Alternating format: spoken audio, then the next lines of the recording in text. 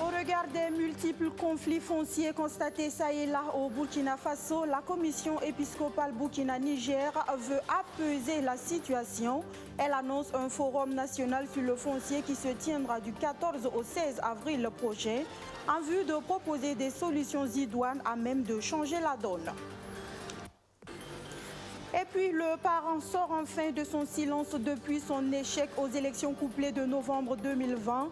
La stratégie pour le parti de refaire surface la question de la réconciliation nationale et les remous suite aux réformes en cours pour les examens scolaires étaient au menu des échanges de cette sortie médiatique. Et enfin, depuis hier, l'ONU tient une opération spéciale de délivrance de CNIB à Madjouari dans le Grand Est. L'opération qui court jusqu'au 22 avril prochain vise à braver l'insécurité pour que puissent se doter de documents d'identification les populations. Mesdames, Messieurs, bonjour. Soyez tous les bienvenus à ce rendez-vous de l'information sur BF1.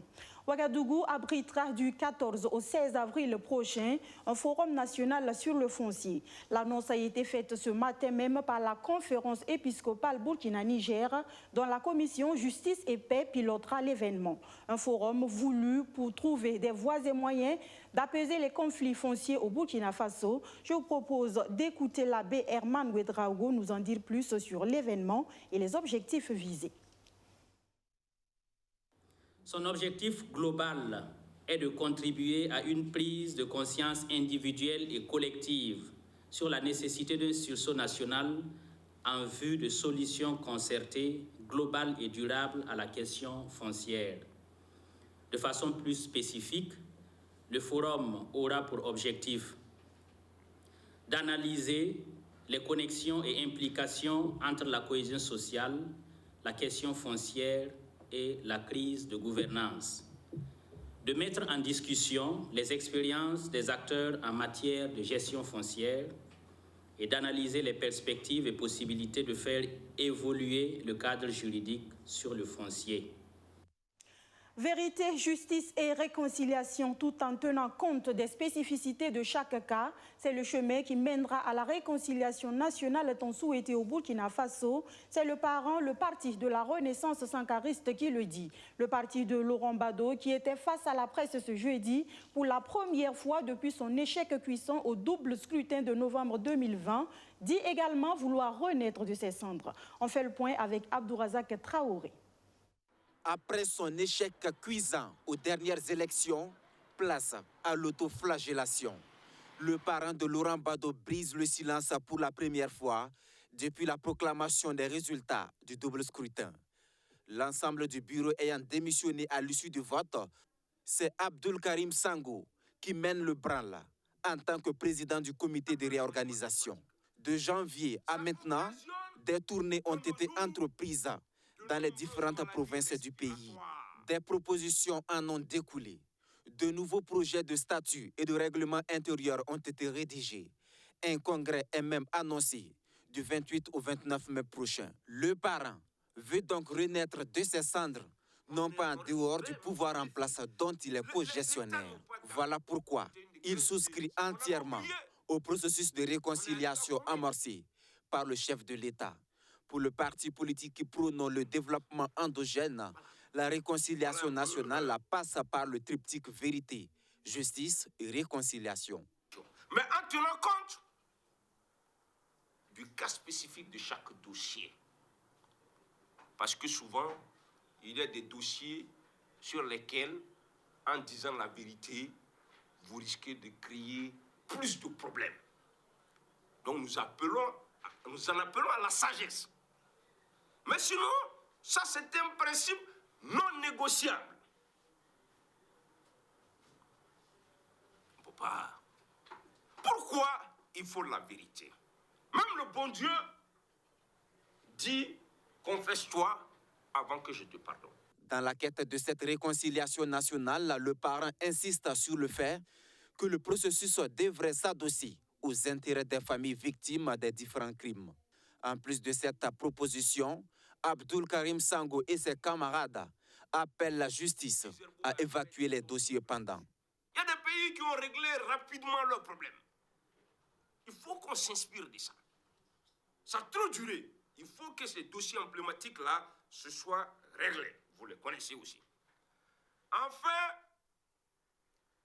le parent estime que, en adhérant au principe, nous devons éviter absolument de faire de la réconciliation nationale un sujet au fourre-tout.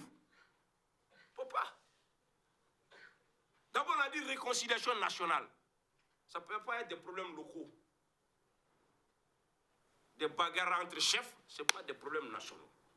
Vous allez régler ça comment? À cela s'ajoute le droit de grâce dont dispose le chef de l'État. Le parent compte sur cette prérogative présidentielle pour gracier des acteurs. Au-delà de cette question d'actualité, le présidium s'est appesanti sur le domaine de l'éducation avec notamment les réformes en cours. Elles sont soutenues par l'ancien ministre de la Culture et ses collègues. Comment vous voulez qu'un enfant de 12 ans vienne discuter de réforme de l'éducation? On est dans quel pays là? Un truc même certains enseignants ne comprennent pas bien. Comment vous voulez déjà que les enfants qui n'ont pas de maturité puissent discuter de ça? Ils sont dans la rue, on leur demande qu'on a dit ceci, on a dit cela. Mais c'est pas sérieux. Face aux situations de remous engendrées par les réformes, le Parti pour la Renaissance nationale appelle l'exécutif à mettre l'accent sur la sensibilisation des parties prenantes. Aux parents, il en appelle à leur sens de responsabilité. Éducation en débat, mais aussi changement climatique. Sur cette question, le parti au slogan Liberté, Solidarité et Fraternité estime que l'heure est grave. Il recommande une prise de conscience collective et individuelle. Le parent qui sera certainement des municipalités à venir dans lesquelles l'ONI aura un grand rôle à jouer en termes d'établissement de cartes d'identité pour ceux qui sont toujours en attente de se faire identifier dans la commune de Madjouari, située à 185 km de Fadangourma. Plus de soucis à vous faire. Vous avez jusqu'au 22 avril prochain pour rejoindre les agents de l'ONI déployés sur place depuis hier en hélicoptère, insécurité oblige. C'est l'Office national d'identification qui poursuit ainsi ses opérations spéciales d'enrôlement au profit des populations des zones difficiles d'accès. Luc Park-Belgen. C'est devenu maintenant une habitude pour l'ONI, l'Office national d'identification, de procéder à des opérations spéciales d'enrôlement dans des zones difficilement accessibles au Burkina Faso. Madjouari, commune rurale de la Compiègne à l'est, est située à 82 km de Pama et 185 km de Fadangourma. Grâce à l'appui de l'armée burkinabé, une équipe technique de l'ONI avec à sa tête son directeur général se pose dans la commune. La longue attente n'a pas démobilisé les nombreux demandeurs de la carte nationale d'identité burkinabé. Vraiment, il y a beaucoup qui attendaient. C'était une souffrance pour nous, pour le déplacement d'ici, pas mal pour les pièces. Donc nous souffrons beaucoup pour les pièces. Le chemin aussi n'est pas bon. Donc on a beaucoup de problèmes sur la RN19 ici. Voilà, il y a des coupettes de route, nous sommes encore dans l'insécurité. Un ACP, un agent collecteur photographe, s'occupait déjà de la collecte de données sur le terrain, mais situation sécuritaire oblige, ce dernier s'était replié à Fada il y a 1 an. L'ONI ne voulant écarter aucun Burkinabé du processus d'établissement de documents d'identité, explique sa venue sur le terrain. Avec des moyens que nous n'avons pas l'habitude d'utiliser, nous avons organisé avec le concours de l'armée et l'ensemble des services de police et de gendarmerie présents ici, l'opération spéciale sur Madjouari pour non seulement traduire toute notre solidarité à l'égard de cette commune, pour réaliser également la mission première de l'Office national d'identification, qui est de délivrer des cartes nationales d'identité, entre autres, et donc d'identifier l'ensemble des populations du Burkina Faso. Où est-ce qu'elles se trouvent et quoi que cela puisse coûter en termes financiers. Les populations se réjouissent de l'arrivée de la mission de l'ONI à Madjoari. Grâce à l'institution, fini les longs déplacements avec tous les risques que cela comportait.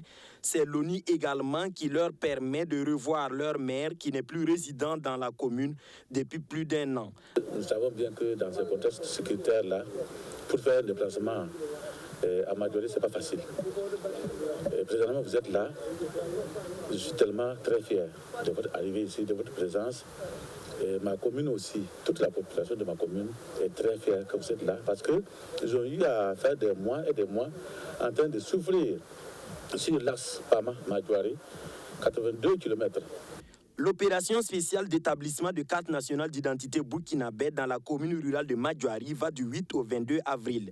Le directeur général a rappelé à tous ceux qui sont en âge et tous ceux dont leur CNIB arrive bientôt à expiration de se rendre à la mairie de Madjoari avec un bulletin de naissance et l'unique somme de 2500 francs CFA.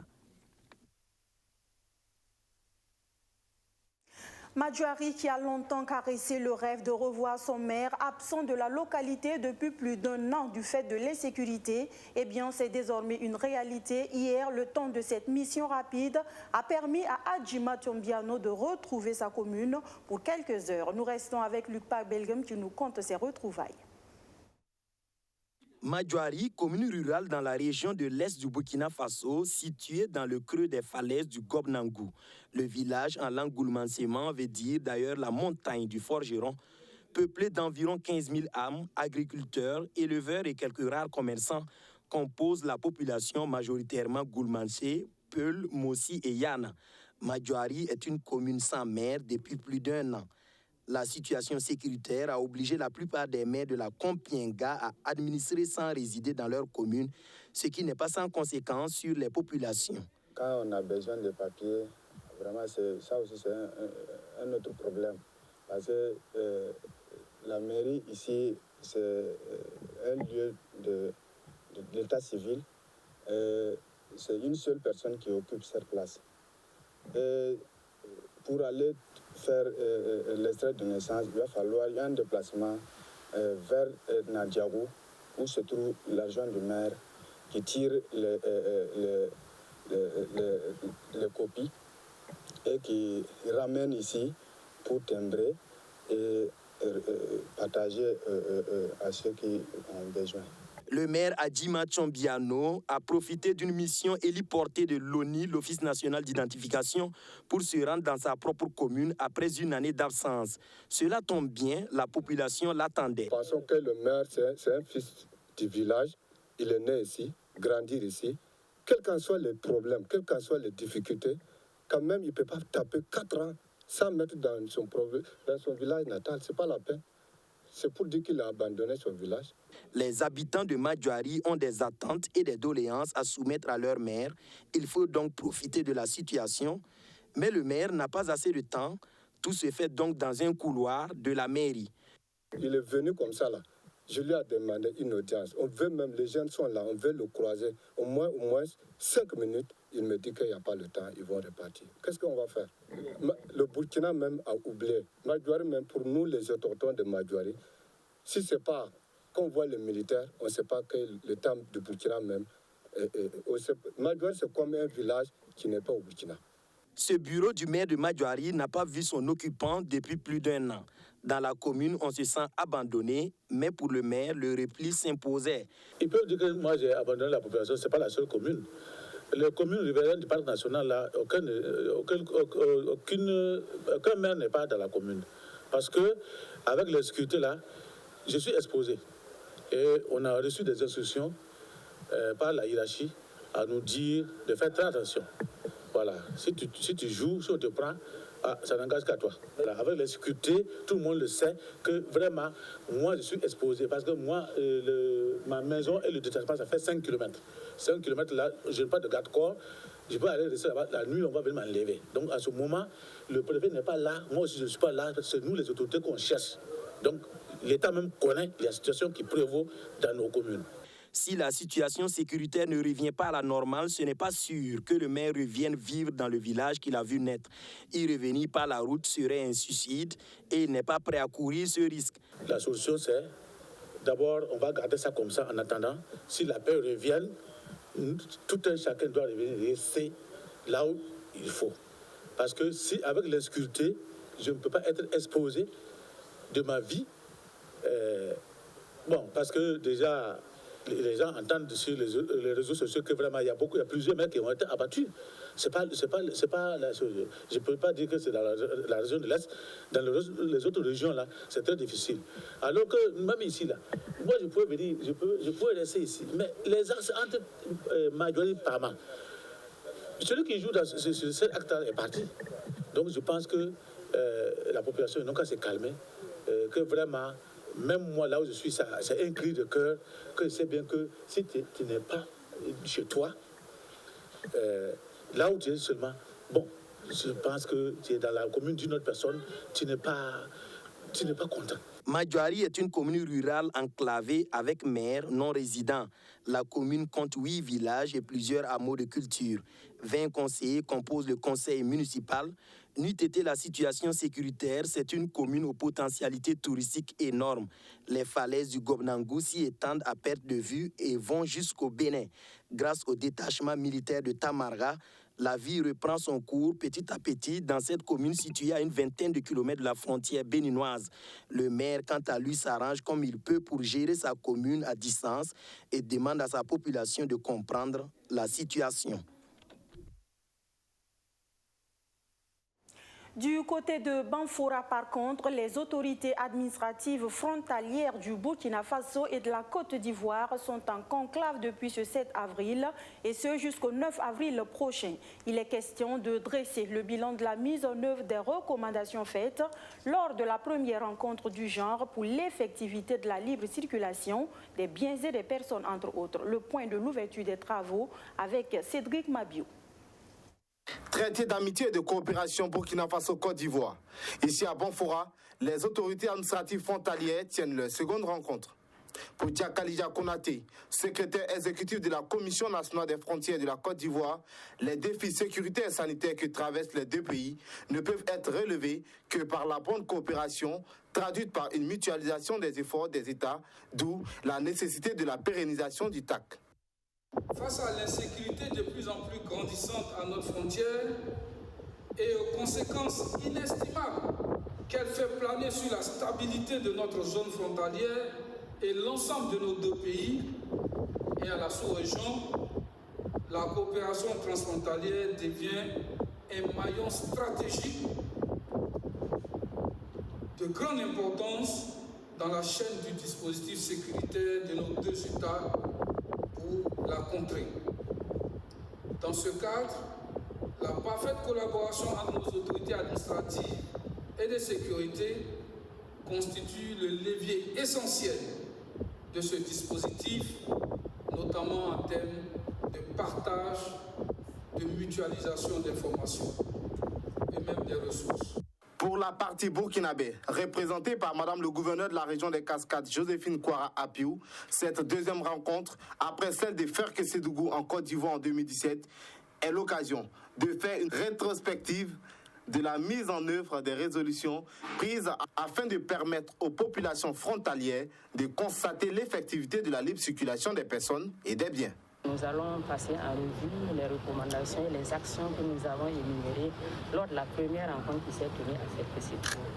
Donc c'est dans le domaine de l'agriculture, de la libre circulation des personnes et des biens, dans le domaine administratif. Donc nous allons passer en revue ces actions-là pour voir qu'est-ce qui a été fait, est-ce qu'il y a des difficultés. Nous allons recadrer les choses pour vraiment une bonne organisation au sein de nos autorités administratives frontalières pour le bonheur de la 3 jours durant, les autorités administratives du Burkina Faso et de la Côte d'Ivoire se pencheront sur tous les enjeux liés à la bonne gestion de leurs frontières communes. Une rencontre dont se satisfait le préfet du département de Kong en Côte d'Ivoire, Soumaro Soalio, qui a vu le village de Kafolo dans sa circonscription administrative frontalière avec le Burkina Faso essuyer en moins de 10 mois 2 attaques terroristes. La rencontre vient à point nommé pour ensemble, avec nos frères du Burkina, essayer de conjuguer nos efforts pour, je veux dire, extirper de nos deux États ces terroristes qui constituent un frein au développement économique et social. En rappel, le traité d'amitié et de coopération TAC, signé le 29 juillet 2008, est motivé par la volonté des deux États de consolider leurs intérêts. Cette deuxième rencontre bénéficie de l'accompagnement du gouvernement allemand et du GIZ. L'Association des femmes unies pour le Bazega, elle, ouvre ses portes au public. Des journées portes ouvertes pour marquer la 164e journée internationale des droits de la femme, mais aussi et surtout pour sonner à nouveau la mobilisation pour un leadership féminin. Alexis Belemnaba a pu apprécier les différentes productions des membres de la FUB. Voici son compte-rendu. Des choux, du piment et des pains tissés, ce sont entre autres les produits qu'on retrouve à ces journées portes ouvertes de l'AFUB, l'Association des femmes unies pour le Bazega. Ces journées se tiennent en marge de la célébration en différé de la Journée internationale des droits de la femme. L'AFUB veut saisir cette occasion pour sensibiliser et renforcer le leadership des femmes. Vous allez trouver que peut-être au niveau de la province du Bazega, les postes de députés, c'est les femmes, 27 conseillers au niveau de la commune. Nous voulons occuper les 100, les femmes. Donc l'idée générale, c'est pour que les femmes puissent s'exprimer en public. Puisque les femmes, lors des réunions, il ne faut pas que c'est les hommes qui vont les proposer. Si on dit on va faire élection, les femmes n'ont qu'à se lever leur doigt, dire en tout cas moi je vais le poste de président, je vais être secrétaire général. Nous on ne doit pas s'attendre à ce que les gens disent il faut mettre une femme pour pouvoir sur l'histoire de genre ou bien il faut compléter le nombre. Non, nous on veut la déventure. Des actions saluées par le haut-commissaire de la province du Bazega. Il invite par ailleurs les associations sœurs à œuvrer dans la même dynamique pour l'épanouissement des femmes. Je voudrais tout d'abord féliciter l'association AFU pour tout ce qu'elle fait, pour tout ce qu'elle met en œuvre, pour l'union d'abord des femmes du Bazega. Nous avons vu les activités génératrices de revenus qu'elles font. Nous avons vu quelques productions. Donc l'association est vraiment à féliciter. Et je voudrais profiter également de votre micro pour demander aux autres associations d'emboîter le pas de l'association AFU. La marraine, quant à elle, promet de renforcer les capacités des femmes membres de l'association AFUB en matière de techniques de tissage.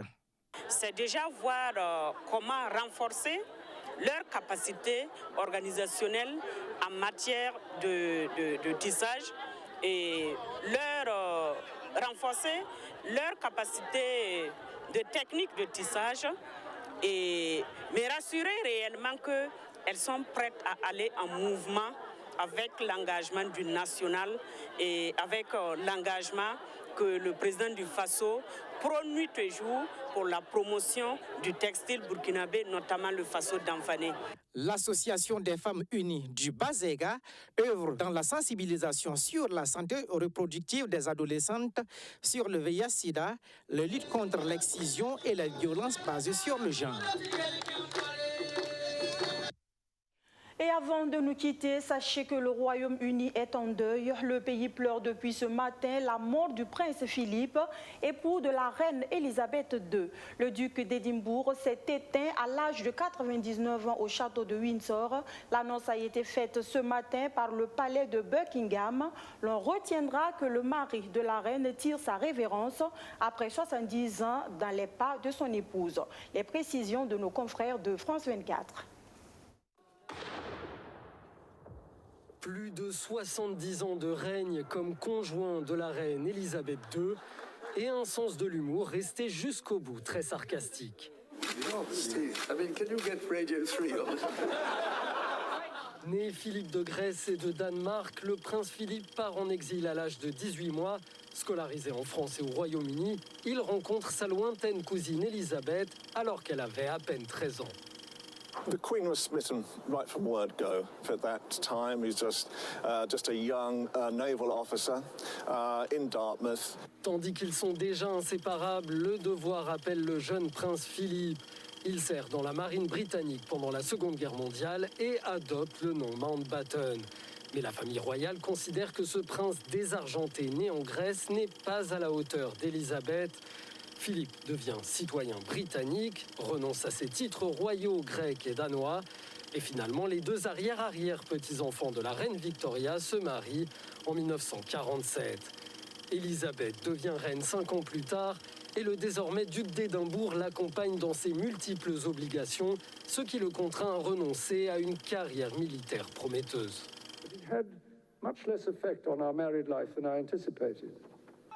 Le prince Philippe lance des projets à son nom, comme le prix du duc d'Édimbourg, un programme d'aide à la jeunesse.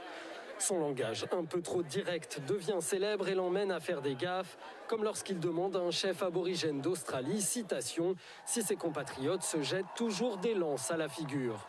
En 2011, il est nommé grand amiral de la marine, titre interprété comme un cadeau de la reine pour marquer son 90e anniversaire. Par la suite, sa santé commence à décliner. Le prince Philippe se retire de la vie publique en 2017 à l'âge de 96 ans. Il aura rempli plus de 22 000 obligations en public.